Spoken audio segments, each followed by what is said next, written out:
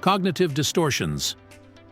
This is a new and short course titled Cognitive Distortions, taken from the book Educational Programs by Muteb Alqarni.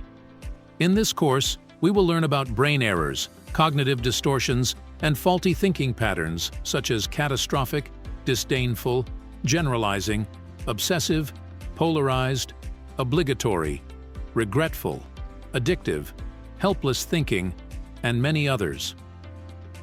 We will explain them here in detail and provide effective solutions to each of them. First, we must acknowledge that the brain makes errors and mistakes. Yes, the brain makes mistakes automatically. Therefore, you must train and educate it intensively to rid it of its errors. Remember this: the brain makes mistakes, so don't rely on it. Set reminders on your phone in the morning, afternoon, and evening, so that when the alarm goes off, you catch your brain in a state of cognitive error. Alerts make all the difference.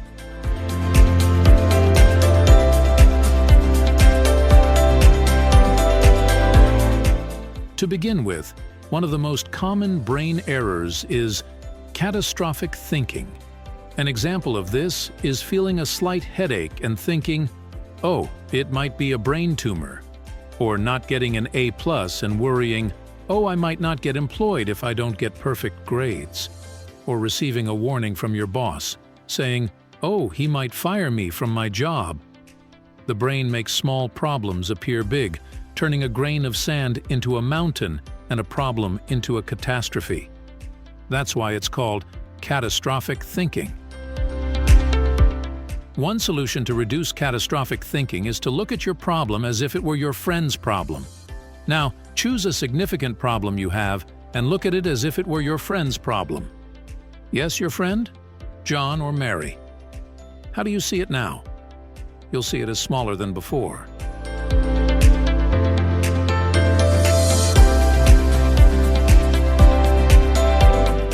When a person separates himself from his problem and makes it his friend's problem, he sees it in its normal size. The second solution to reduce catastrophic thinking is to put your problem on a badness scale. For example, what percentage of anxiety do you feel about not getting an A+? Maybe you'd say 98%, which is high anxiety. This is a sign of catastrophic thinking. Now, what percentage of anxiety would you feel if you failed and got an F? Maybe you'd say 100%. What about if you were diagnosed with cancer right now? Perhaps you'd say 200%. What about if you became completely paralyzed? You might say 500%. Now, arrange the above in a 100% scale. Maybe you'll make paralysis 100%, cancer 90%, failing 80%, and not getting an A+ will become 40%. Your anxiety level decreased from 98% to 40%, and if you included bigger problems, the percentage would decrease even more.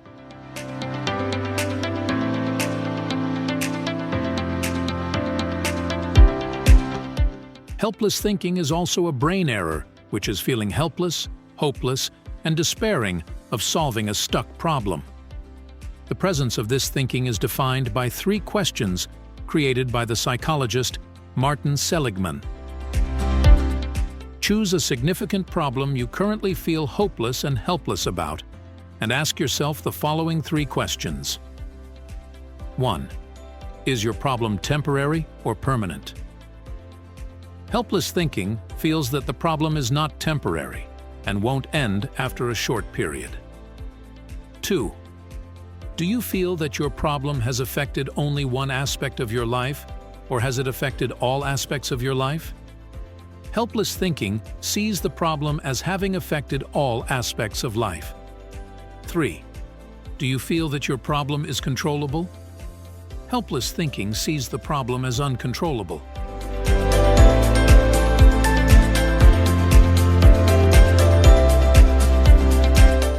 So, the solution to helpless thinking is to be aware of these 3 dimensions and to repeat to yourself what confirms the opposite of these dimensions. For example, say, "My problem won't last, it's temporary, and will end soon."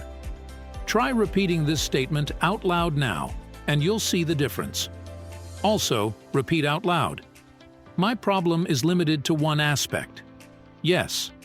My problem is limited to one aspect of my life, and the rest of my life is excellent. It's a statement that makes you see other bright aspects of your life. Repeat also, my problem is controllable and solvable, so there must be a solution for it. This way, your thinking becomes directed towards finding the solution. Remember that your brain tends to think helplessly because it is essentially a brain that makes mistakes, and the solution is to remind it daily with alerts.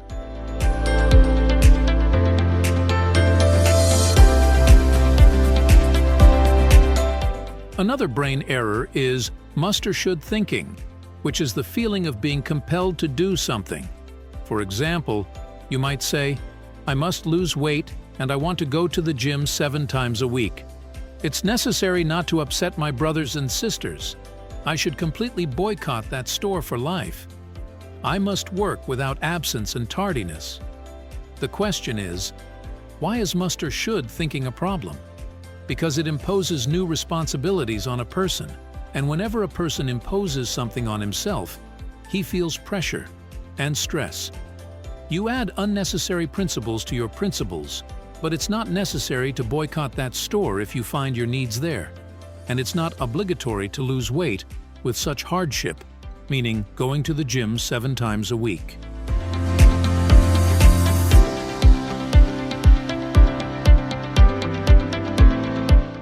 Always remember that the brain makes mistakes and makes you feel that something is important, which is not true because you can achieve all of the above without pressure and stress. One effective way to reduce must or should thinking is to replace phrases like must, should, and necessary with lighter phrases like it would be nice if and my goal is to.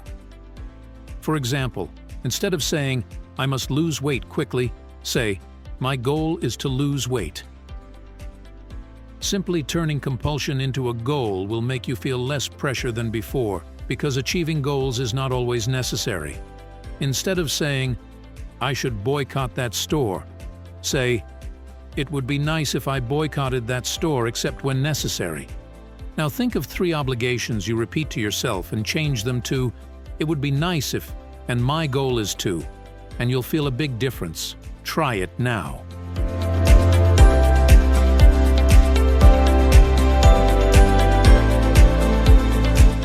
Derogatory thinking is also a brain error, which is critical and disdainful thinking towards others. For example, you see a 40-year-old woman dancing in the park joyfully, and you criticize her saying, "Take it easy, Juliet. You're in your 50s and older than my grandmother. What's with this frivolity and coquetry?" Notice the contempt and mockery of people here. You see a young man graduating from university and hosting a big party for his friends and colleagues, and you criticize him saying, "What will he do if he graduates with a PhD? It's just a university degree." Notice the derogatory criticism here as well. This thinking is wrong because it enters the realm of mind reading and jumping to conclusions.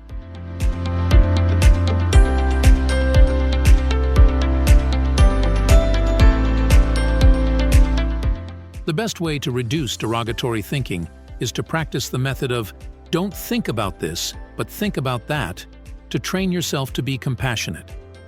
If your mind says, for example, "This woman is coquettish and flirtatious, even though she's older than my grandmother," say to your mind out loud, "Don't think that she's coquettish and older than my grandmother. Don't think like that." Then add, "Think that she's an unfortunate woman deprived of affection. She hasn't heard a single word of love in her life, and she suffers from long-term emotional deprivation. Don't think, my mind, that this young man is celebrating as if he has conquered the world. Think about his mother and father and their joy in him, as they have seen people celebrate their sons and haven't found an opportunity to celebrate their own son. Choose 3 people you disdain and try to empathize with them."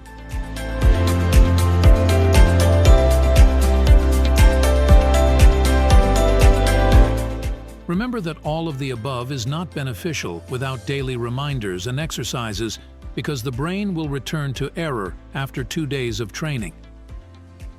Intensive exercises are necessary. Polarized thinking is also a brain error, which is the thinking that looks at extremes and does not consider the middle ground.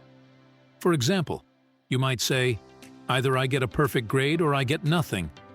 Either I exercise for an hour or I quit altogether. There's no point in 10 minutes of exercise.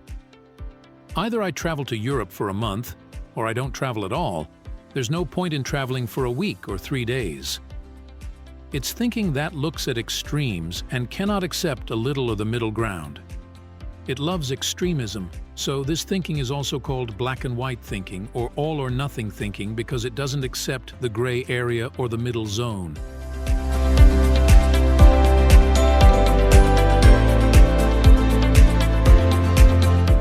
The best way to alleviate polarized thinking is to repeatedly affirm to yourself, out loud, your satisfaction with middle ground options, because opportunities always lie in the middle rather than in extremes. For example, say out loud, "Little is better than nothing," and "If you can't have it all, don't leave it all." So, my mind, if you can't fully grasp and achieve something, don't abandon it entirely, but take something from it. When you say, either exercise for an hour or not at all, try saying, 10 minutes of exercise is excellent. Little is better than nothing. And when you say, either travel to Europe for a month or not at all, say, a 3-day trip is sufficient. If you can't have it all, don't leave it all. As long as we cannot manage a month, let's not abandon travel altogether. When you skip reminders 3 times a day because they're inconvenient, say, 1 reminder is enough. Few is better than nothing.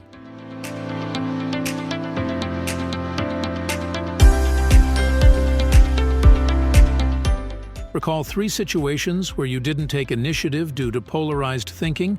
You want either everything or nothing, and apply the method of little is better than nothing. Regretful thinking is also a brain error, where you blame yourself for past wrongdoings. For example, you might think and say, I regret not responding to so-and-so who insulted me in front of others. This makes me feel guilty. I regret engaging in dishonorable work in the past. This makes me feel ashamed. There's a difference between guilt and shame. Guilt is something you can tell people about, while shame is kept a secret for life. It's a worse feeling than guilt.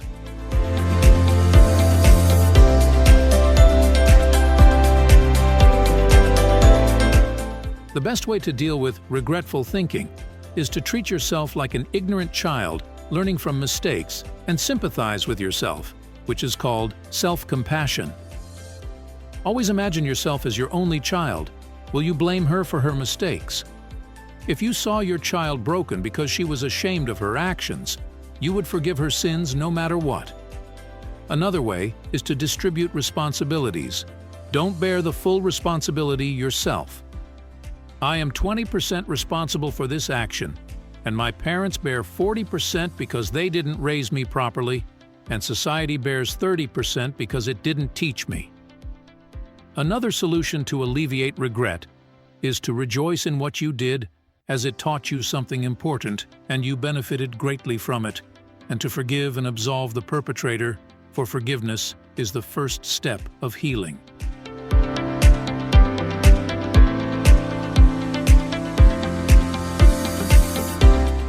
The best way to deal with regretful thinking is to treat yourself like an ignorant child learning from mistakes and sympathize with yourself, which is called self-compassion. Always imagine yourself as your only child. Will you blame her for her mistakes? If you saw your child broken because she was ashamed of her actions, you would forgive her sins no matter what. Another way is to distribute responsibilities. Don't bear the full responsibility yourself. I am 20% responsible for this action, and my parents bear 40% because they didn't raise me properly, and society bears 30% because it didn't teach me.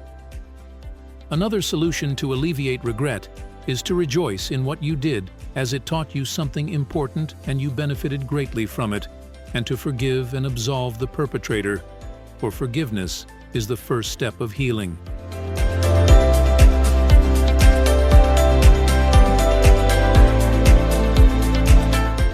The best way to deal with generalizing thinking is to remind your brain of the exceptions that break the rule, because every rule has an exception, as they say. Just raise your voice with exceptions and shake up generalizations. For example, write down now 10 generalizations you always make. Try starting with recognizing your generalizations about Arab countries like Egypt, Lebanon, Syria, etc. So, when you say, for example, all Lebanese are liars, think of an honest Lebanese and say, "Who said that? So-and-so is Lebanese, and he is an honest man."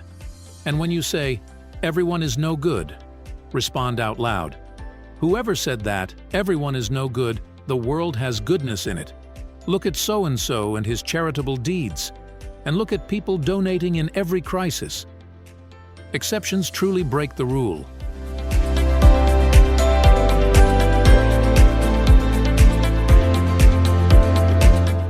Another brain error is minimizing thinking, which is the opposite of catastrophic thinking.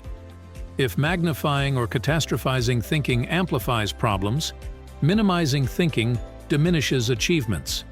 You succeed in a course and say, "If the teacher hadn't helped me, I wouldn't have succeeded." You achieve academic excellence and belittle your distinction by saying, "Where am I compared to the brilliant American doctor so-and-so?" You do a favor for someone, they thank you, and you downplay what you did by saying, "It's nothing, it's my personal duty to you," even though it's not your duty but your favor. Others praise you in your face and congratulate you on your excellence, and you diminish your worthiness by saying, "Thank you for your compliments." The error in this thinking is that you belittle what doesn't deserve belittling.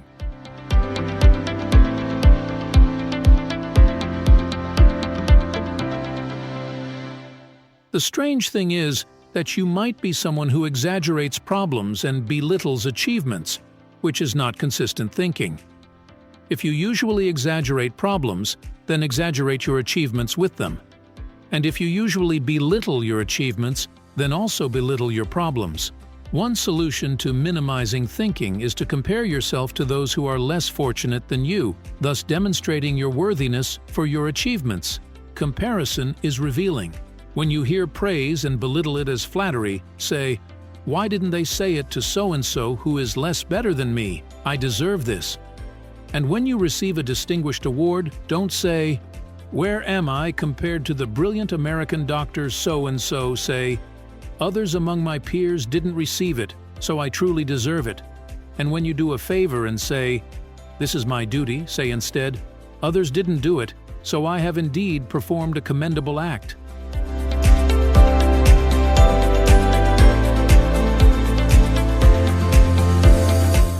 Now recall 3 privileges and achievements that you belittle, and raise your voice with them while comparing yourself to your colleagues who are less fortunate than you. Another brain error is ruminative thinking, which is when you keep replaying events in your mind like sheep ruminating on food. You travel and call your wife to check on her, but she doesn't answer, so you keep thinking about her not answering and the reasons behind it. You create many scenarios and say, "Why didn't she answer? Is she ignoring me? Is she cheating? Does she have a friend she's preoccupied with?" You express wishes to a friend for a festival or a special occasion, but they don't respond. So you create long scenarios and say, "Why doesn't he respond? Does he respond to others and ignore me? It is my mistakes that I gave him more weight than he deserves." The brain errs here because it only sees one negative aspect of the event.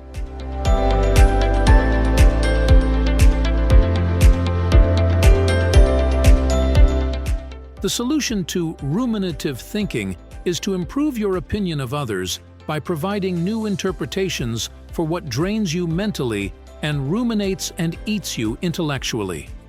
The problem with ruminative thoughts is that they accelerate. Your mind can draw quick scenarios and move you from one scenario to another in a matter of seconds. The solution is to slow down the speed of these thoughts by speaking out loud or writing down your new interpretations. Writing is a slow process that will slow down your thoughts. Say out loud, for example, "Yes, my wife didn't answer, but maybe she's in the bathroom now, or she may be busy with our kid. Yes, my friend didn't respond, but maybe he's in the hospital now due to a sudden illness." Try raising your voice with new interpretations for what occupies you mentally, and you'll be surprised to find it an effective strategy in slowing down thoughts.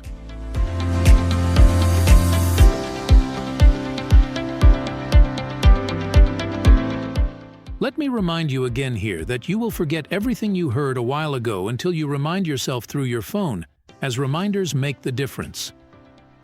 Another brain error is addictive thinking, where you think about something you are addicted to with desire and longing, or you think about someone you are attached to with love and affection. Attachment is addiction in general, like being attached to your deceased mother, or to drugs, or to masturbation, or to pornographic websites, etc. One way to alleviate addictive thoughts is through gradual cessation. What you abruptly quit will come back stronger. In short, progress gradually. Instead of quitting smoking abruptly, reduce the number of cigarettes. And instead of being attached to a person and viewing their pictures, reduce the frequency of viewing their pictures or remove their pictures altogether. Accustom yourself gradually.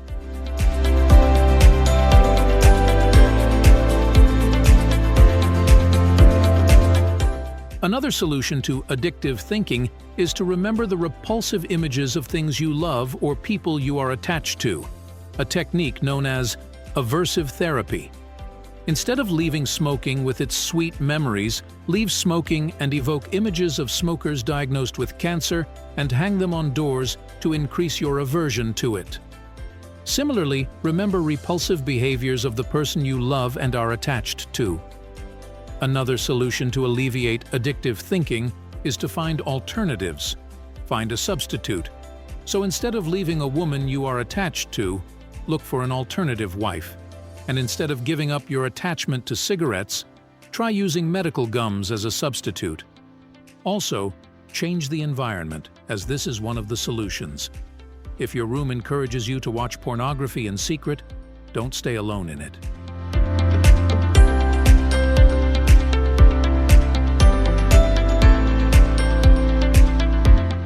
Another brain error is filtering thinking, which focuses on negatives and filters out positives. Rick Hansen says the brain acts like Velcro for negative memories, clinging to them, and acts like Teflon for positive memories, letting them slip away. So, you're expected to remember failing a subject, but not remember successes in other subjects because your brain will err and forget them. Similarly, your brain remembers hurtful words but doesn't remember praising words, so it errs and forgets them, just as it remembers shocking situations but forgets promising ones. Yes, this is the nature of the brain. As we said, the brain makes mistakes.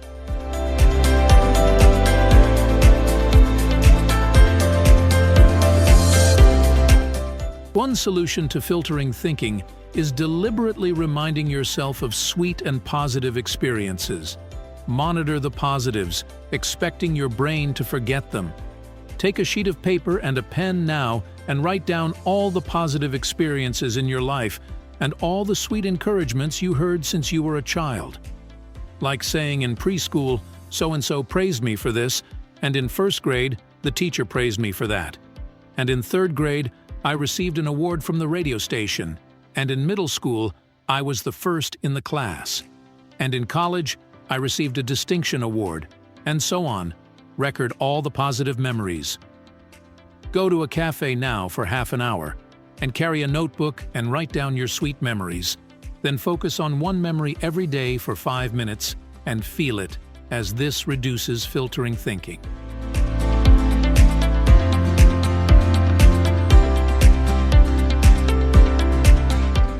Another brain error is obsessive thinking, which is an obsession with a frightening idea.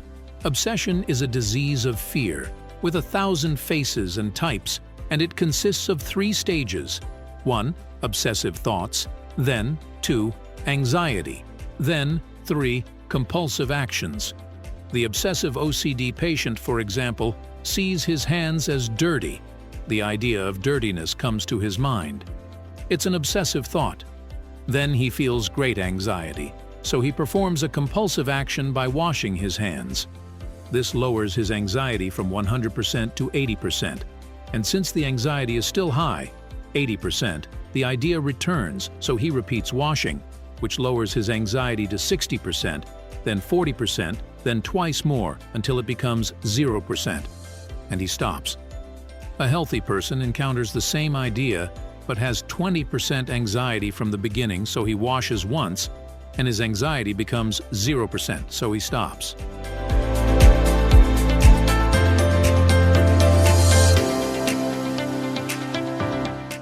In short, the obsessive patient is an anxious patient.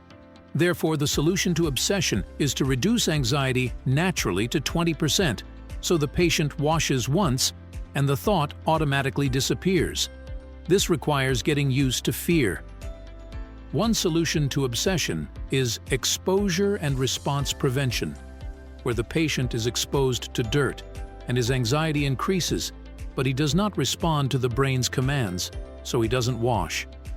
Washing once and then not washing again will initially increase the patient's anxiety, but with patience the next day and the third day, the anxiety will start to decrease after 2 months until it reaches 20% like a healthy person's anxiety.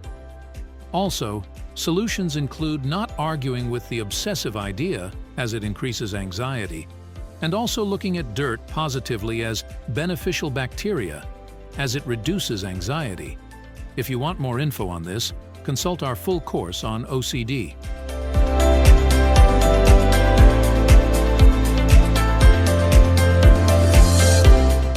Another brain error is suicidal thinking, referring to suicidal thoughts that push a person to take their own life by any means. One of the reasons for experiencing this kind of thinking is the inability to see life as a golden opportunity that will not be repeated. If the suicidal person were to consider life as a golden opportunity that won't come again, they wouldn't simply think of wasting it. One solution is for the suicidal person to remind themselves, saying, "This life is a golden opportunity that won't come again for me. If I waste it, I will waste a golden opportunity not given to millions of people. Many died in the womb. Some were born blind. Some were born disabled. And some of my friends died young. And some died while they were young adults. I've survived all of this. Does it make sense for me to waste a golden opportunity that will never come again for me?"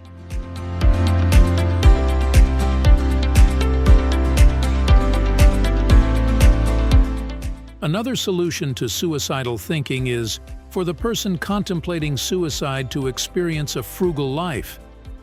After considering the reasons and visiting doctors and clinics, and when they reach a deadlock, as they say, the best thing they can do is to consider leaving their job, for example, if it's a source of misery, or decide to live in parks if their home adds to their sadness.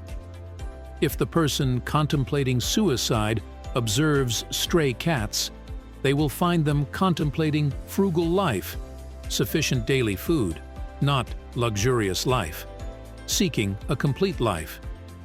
And because stray cats only think about their daily sustenance, they don't find time to think about suicide. Therefore, cats do not commit suicide. The problem with the person contemplating suicide is that they don't experience frugal life sweetness before squandering their opportunity.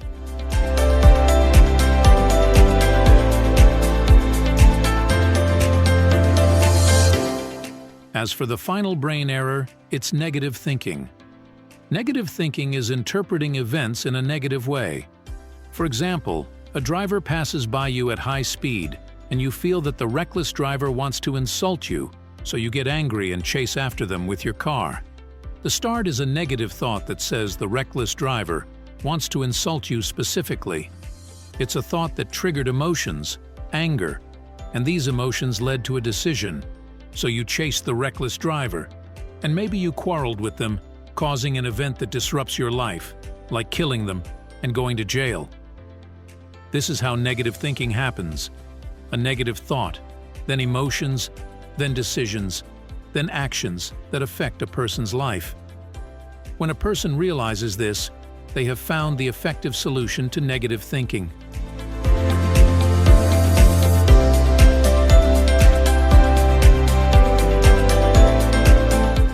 The effective solution to negative thinking is to change the negative thought from the beginning. And as the thought changes, the emotions and decisions will change, and the quality of life will improve. For example, instead of thinking that the reckless driver who passed by you quickly wants to insult you, modify and reframe this thought and think that the driver wants to rush to get their family to the emergency unit at the hospital. That's why they're speeding. When you think of this idea, your feeling will change. Anger will turn into compassion, and you will make a new decision based on this feeling, which is to pray for their safe arrival. Take a whole month and observe your feelings, and review the thoughts that move them.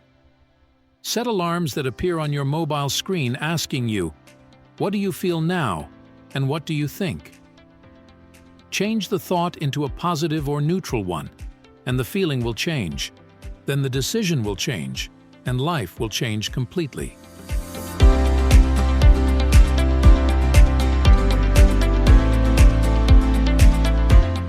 Here we come to the final episode of the Cognitive Distortions course. In this course, we learned about brain's errors and the solutions to them. We learned effective ways to confront catastrophic, derogatory, must or should, regretful, filtering, obsessive, attachment, suicidal, negative thinking, and many more. All of this is not useful, and I apologize for saying that, yes, it's not useful. This course will not be useful unless it's supported by exercises and daily alerts. The main problem is that the brain errs automatically, so it requires intensive training. Without this training and alertness through the mobile, you will find yourself fighting catastrophic thinking today, and you will fight it tomorrow, but after a week, you will find yourself drowning in catastrophic thinking without realizing it. This is the brain crisis. Who among us has the patience? This course, Cognitive Distortions, is taken from the book Educational Programs by Muteb Alqarni.